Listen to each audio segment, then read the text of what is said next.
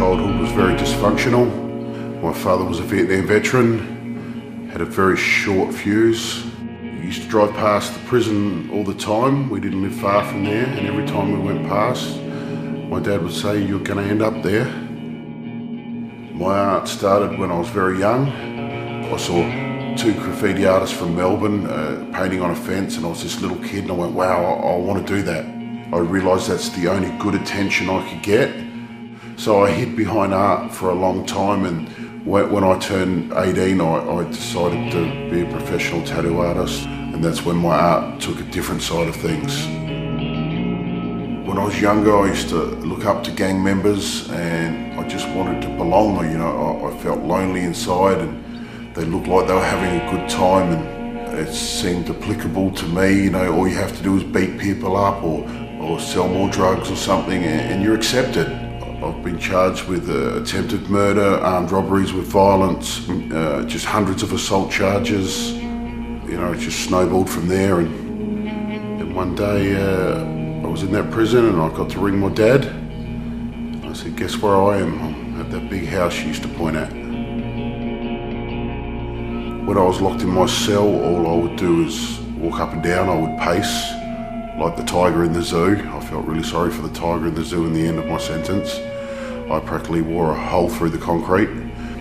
I'd had a lot of time to think. I had a lot of time to be saddened by the loss of my family. I was just taken away from them. I had kids, and it was just very heartbreaking just when you speak to them on the prison phone and they say, "We done this today, Dad, you should have been there." You'd go back to your cell with those words, and you just think, yeah, I should have been there. Like, what am I doing? I've made this mistake before, what am I doing? I was sitting in my prison cell one night, and we was all locked down, the entire prison was locked down, and I heard a noise at my window. I went, "That's very odd, no one should be out there." So I pulled the prison blind over, and there was nothing there, but I happened to notice there was a Bible there. I went, well, I'm only pacing, I'll pick it up and have a look. So I've opened it up, and for some reason it went straight to the Proverbs, and I started to read some of the Proverbs, and I thought, wow, this Bible's just told me what I'm in here for. I thought there was a God my whole life, but I've never had a relationship with him. I think he's trying to tell me something. I met the prison chaplain, and I approached him, and I told him that the Bible started to make sense to me. I think I want to believe in God.